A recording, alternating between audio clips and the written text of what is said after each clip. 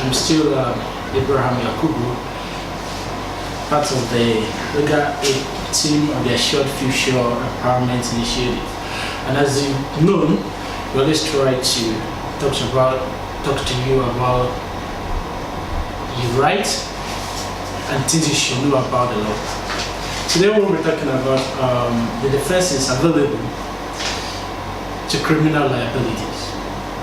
We have a lot of defenses. We have the defense of insanity, we have intoxication, we have alibi, we have mistake, and so on. But for today, we'll be talking about alibi. We can't take all today, but for now, we're talking about alibi. In subsequent shootings, we're going to talk about the other defenses. Yeah, what is alibi?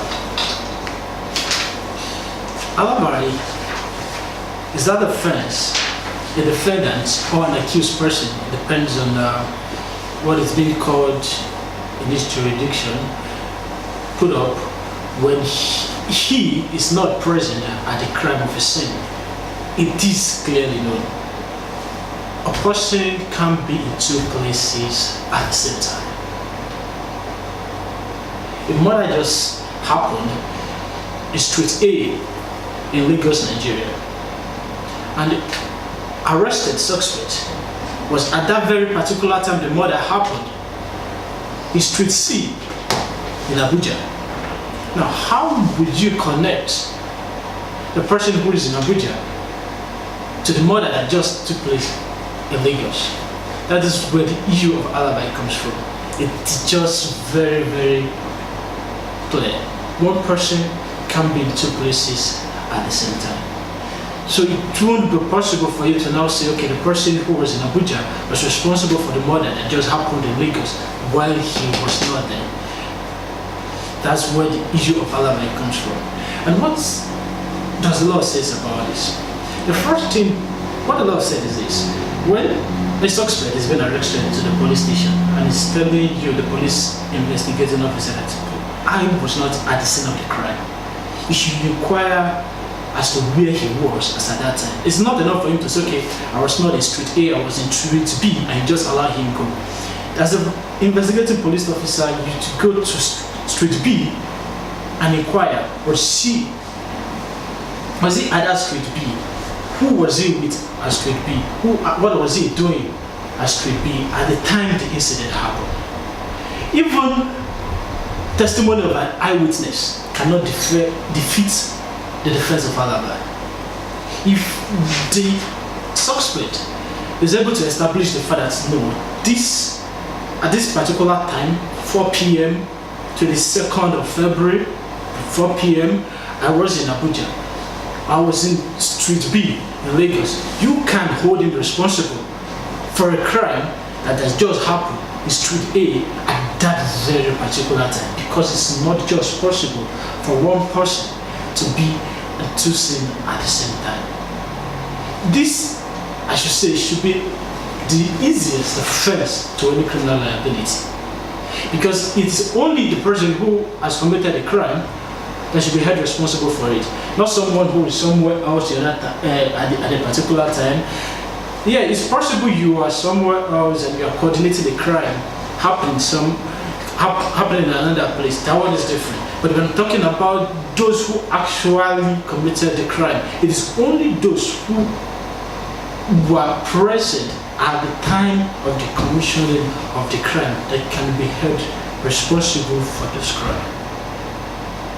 And when we look about this defense of alibi, it has gained so much judicial notice in our country that the court said in the case of Oshemaji against it, the case was decided in 2008, I think, like the court said, a defense of alibi is worthy of investigation.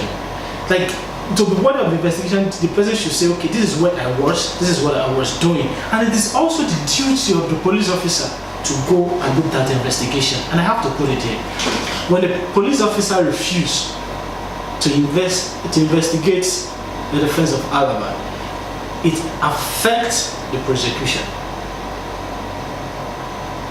I repeat, when the police officer an investigating officer, police or any other law enforcement agent, refuse or fails to investigate at the friends of Alibi, the prosecution cannot succeed in that case.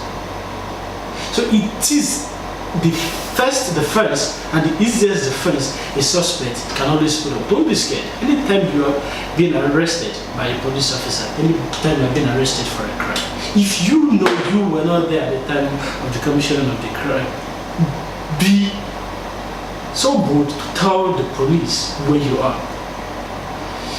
Most times when the police officers arrest somebody for a crime, aside from people that were arrested at the scene or at the time they are committing the crime was being committed, the first thing they ask is, at this time, where were you?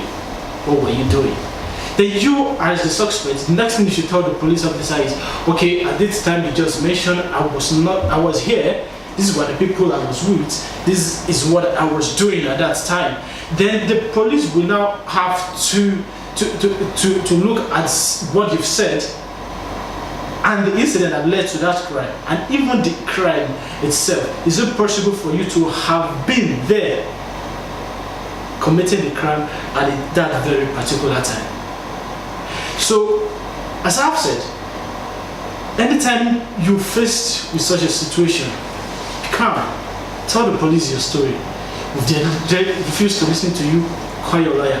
As a matter of fact, in our previous broadcast, we made it known to you that when you are arrested at a police station, you have the right to remain silent until your lawyer is beside you. Yes, truly we have police officers who don't even have regards for the law, but even among the police officers, we also have a lot of them who will listen to your story. When you realize the person who is interrogating you is becoming hostile, request for the presence of your lawyer, tell your story and let it be known. Make sure what you say what you've said is something that is worthy of investigation.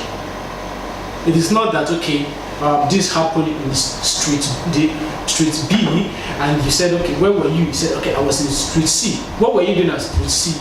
You have nothing to say. Who were you with? You can't mention anyone. You just said, I was at street C. No, nobody will believe that.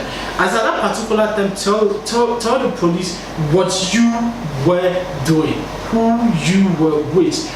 Let the investigation what's been going into. So that's it for today. Very short, and I'm very sure next time we will have something else to talk about. Thank you.